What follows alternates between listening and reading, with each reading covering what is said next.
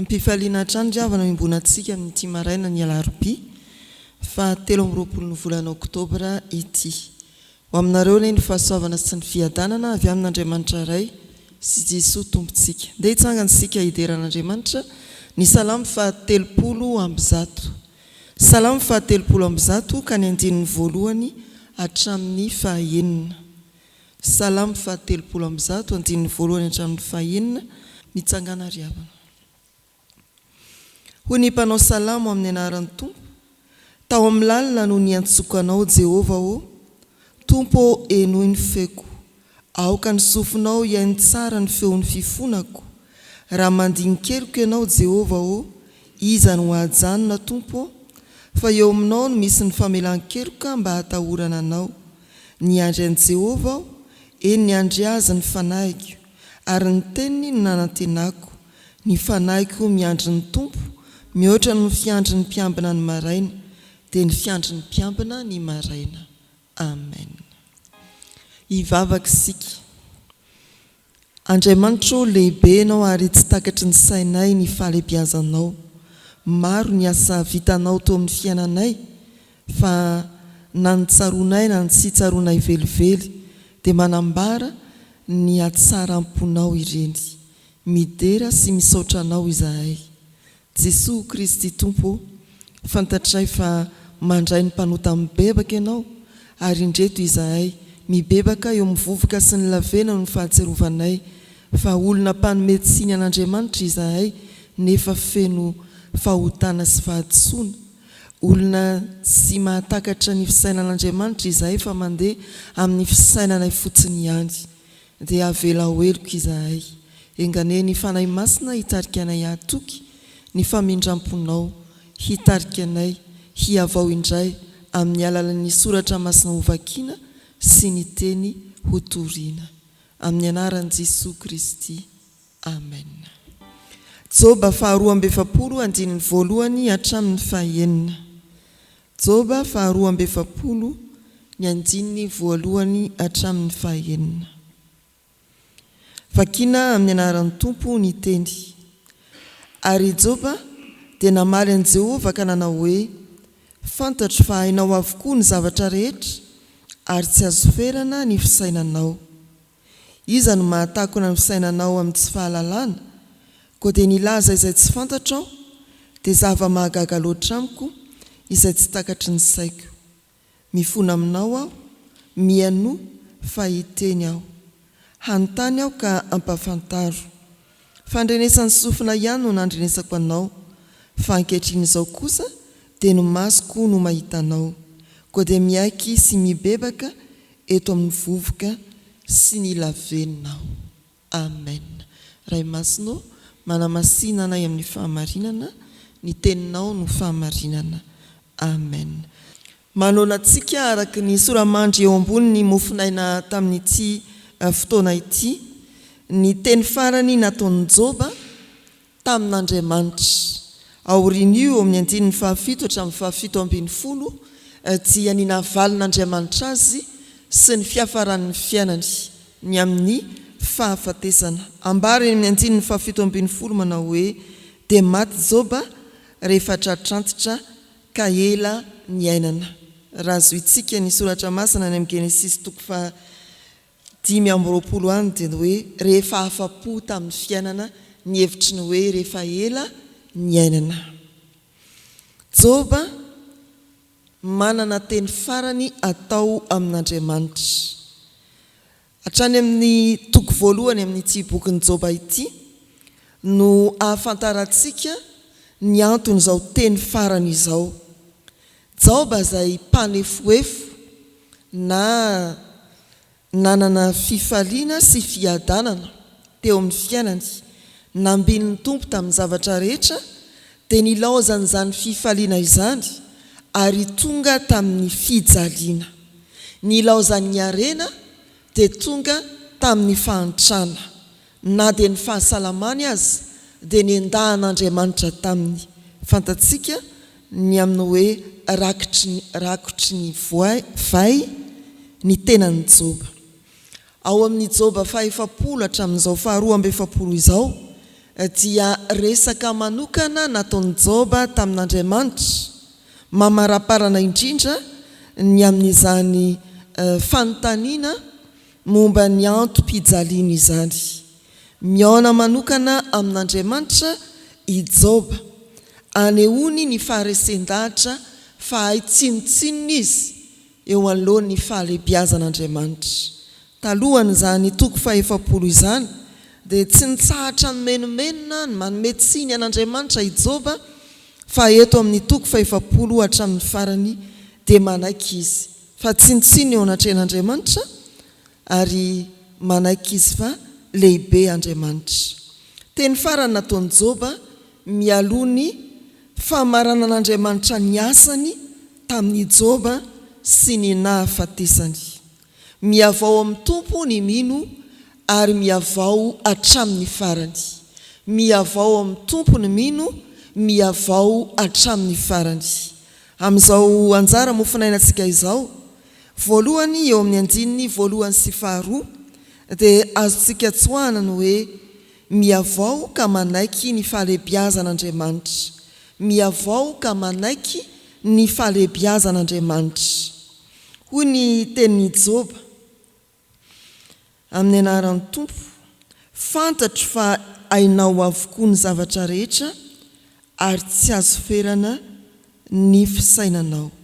Fantatro fa hainao avokoa ny zavatra rehetra ary tsy azo ferana ny fisainanao. Fahalebiazan'Andriamanitra sy ny asany, ny drafitrasany, ilay hoe fisainan'Andriamanitra. Tsy azo ferana ny fisainan'Andriamanitra, tsy azo ferana ny tian'Andriamanitra atao, tsy azonao saintsaina ny planin'Andriamanitra momba ny fiainanao. Izany hoe keny Joba eto. Ny olona riavana dia tsy mijery afa-tsy ny fahoriana indraindray dia manjary voafetra ka tsy afaka miavao.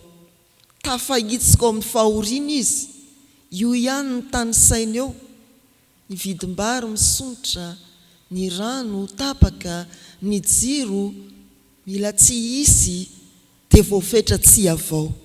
Amin'izao vanim-potoana sarotra iainantsika izao dia mila maneo ny mahaolon'ny finoana antsika isika. Tsy hiondrika ao amin'izay mety fahoriana. Ary raha miondrika isika dia dadidio fa ny faribolan'ny tenantsika ihany. Tena voafetra ny zavatra antsika jerena. Tsy hiondrika eo isika fa hitraka eritreritra ny fahalebiazan'Andriamanitra, hibanjina ny Kristy. Dia efa renareo ihany izany fampianaran'izany manao hoe rehefa ny olona miondrika tokoa dia faritra vitsy no hitany, fa rehefa mitraka izy dia midadasika ny fahitany. Izany ny olona antenaina hiavao ry havana, manaiky ny fahalebiazan'Andriamanitra, manaiky fa tsy takatry ny saina ny fahalebiazan'Andriamanitra ary ny fisainany tsy azo ferina. Mila mitraka isika dia hiavao ary manantena indrindra fa tsinitsino eo anatrehan'Andriamanitra, tsinitsinona izay takatry ny saintsika ho vahaolana, fa Andriamanitra manana hevitra heverana antsika, hevitra hahatonga fiadanana fa tsy loza, ananantsika fanantenana ny amin'ny farany. Fa ny faharoa eo amin'ny andininy 7 hatramin'ny 5 dia milaza amintsika kosa indray ny fanekeny Joba mba hianatra. Hianatra amin'ilay Andriamanitra avo fisainana, tsy takatry ny saina ny fahalebiazana, tsy tratry ny saina ny fahalalany, dia manaiky hianatra. Sika dia mahafantatra fa ny fianarana dia anankiray amin'izay miantoka fiavaozana sy fampandrosoana eo amin'ny fiainan'ny tsirairay. Ny fianarana dia afaka hanosika ny olona hiavao sy handroso eo amin'ny fiainany. Ao amin'ny Soratra Masina ohatra ny mpanarato-trondro, rehefa nanaiky ho mpianatry ny Tompo dia tonga mpanaratolona. Ao amin'ny Soratra Masina ohatra i Timoty, izay nianatra ny Soratra Masina hatry ny fony fahazaza dia tonga mpitondra fiangonana. Izany ilay fiavaozana. Fa na eny amin'ny fiarahamonina aza, arakaraky ny nanekenao hianatra no mahatonga anao hiavao mandrakariva. Havana malala dia misy olona mionona amin'ny fandrenesana ka tsy miavao honohono eny amin'ny fiarahamonina dia tsy miavao tsy mety mianatra amin'ny tena izy ary raha ty amin'ny fiainan'ny fiangonana dia mionona fotsiny amin'ny hoe nandre ny toriteny aho fa tsy tonga amin'ny fanatonan'Andriamanitra mba hahita an'Andriamanitra ao amin'i Jesosy Kristy. Ny olona manaiky hianatra, manaiky ny fahalebiazan'Andriamanitra, handray ny saina avy amin'Andriamanitra, hitombo amin'ny fahalalana sy ny fifandraisana lalina amin'Andriamanitra no afaka hiavao. Hoy Joba, fandrenesany sofana ihany no andrenesako anao, fa ankehitriny izao kosa dia ny masoko no mahita anao. Tsy hijanona eo amin'ny fandrenesana, fa hiavao no ny fianarana sy ny fandalinana, ny fanekena iaino hatrany hatrany, hahatonga anao ho tafahoana amin'ny Kristy. Izany ny fiavaozana ry havana. Ary ny fahatelo dia miavao koa i Joba eto, manaiky ny fahadisoana. Eo amin'ny 9:9 dia hoy ny Soratra Masina, koa dia miaiky sy mibebaka eo amin'ny vovoka sy ny lavenona. Miaiky sy mibebaka eo amin'ny vovoka sy ny lavenona. Fatrapanome tsiny an'Andriamanitra tokoa i Joba raha talohan'ny toko 70 araka ny nambara tamintsika teo amin'ny fitariana. Nanome tsiny an'Andriamanitra manoloana ny fijaliany, fa eo am-pamaranana izy dia manaiky ny fahadisoany tamin'izany fanomezan-tsiny nataony tamin'Andriamanitra izany. Iasafa koa ao amin'ny Salamo 170, rehefa avy nanontany an'Andriamanitra ny antony mampisongadina ny ratsy fanahy ary mampietry ny mpivavaka ny tsara fanahy, dia niaiky ny fahadisoany izy eo amin'ny 2:20 Salamo 170 manao hoe, ketrinao ka tsy nahalala eny biby teo anatrehanao aho. Izany nahatonga azy hiavao ka hiteny amin'ny famaranana ny Salamo 170 manao hoe, ny eo akaikinao no mahatsara. Ny fiekena odiso ry havana dia tena dingana anankiray mahatonga amin'ny fiavaozana. Raha misy olona tsy anantena mpivoarana, anantenana fiavaozana indrindra, dia ny olona tsy mba mety manaiky ny fahadisoany. Na eo amin'ny fiarahamonina izany, any atokantrano, any amin'ny fianakaviana, ary indrindra aty amin'ny fiangonana no anatrehan'ny Tompo. Tsy antenaina ny voarana na hiavaozana raha tsy miaiky ny fahadisoany ny olona anankiray. Raha misy olona tsy anantena mpiavaozana dia ny olona mpanamarina ny tenany. Ny filaza eny amin'ny fiarahamonina hoe tsy misy adala manaiky ny atao adala izany. Dia mijanona amin'ny fahadalany foana tokoa izy. Fa ny olona miaiky ny fahadisoany kosa dia azo antenaina mba hiova. Ny olona manaiky ny fahadisoany ary mamela ny fahamarinan'Andriamanitra hanova azy no antenaina hiavao. Ry havana malala, ho tahaka ny Joba isika. Isika pino manaiky ny fahalebiazan'Andriamanitra sy ny mahatsinitsinona antsika eo anatrehan'ny fitondran'Andriamanitra.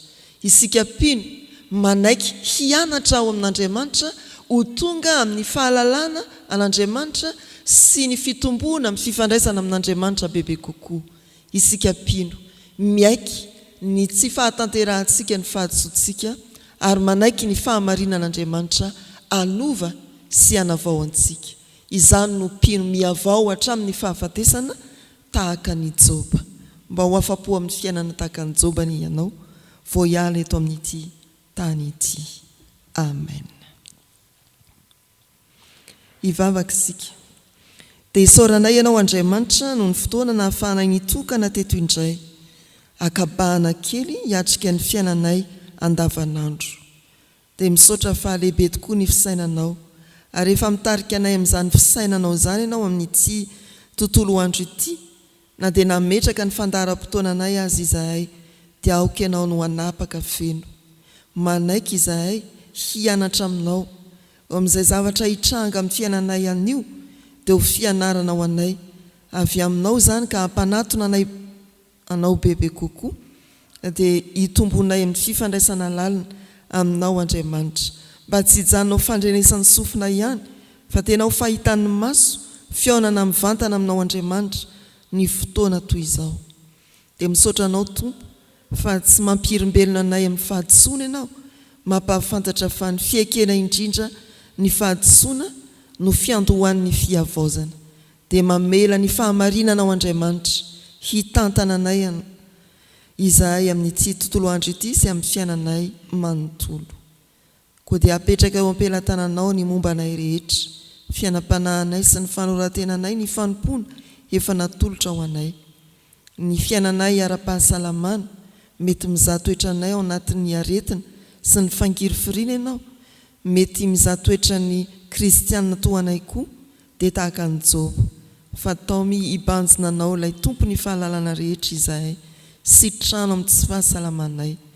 Dia vangio amin'izay fahoriana mety mahazo anay, dia omeo koa ny fifaliana eo ampiatrena izay mety ho zava-manahirana, ny fanantenana indrindra ao anatin'ny fahakiviana.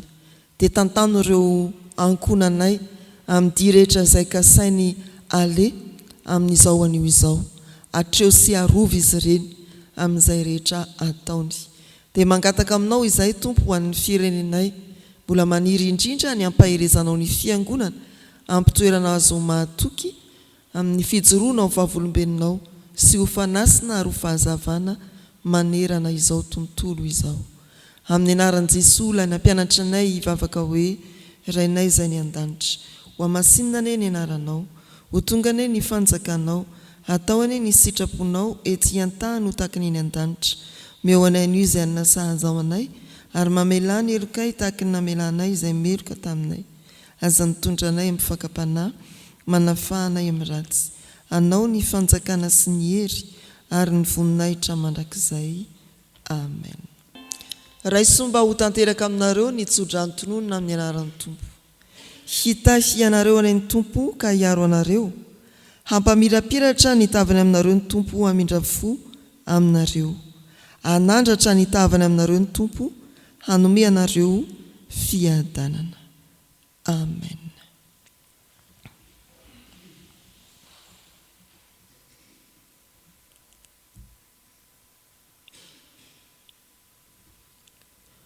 Ho an'Andriamanitra irery anany ny voninahitra, amin'ny anaran'ny Ray sy ny Zanaka ary ny Fanahy Masina.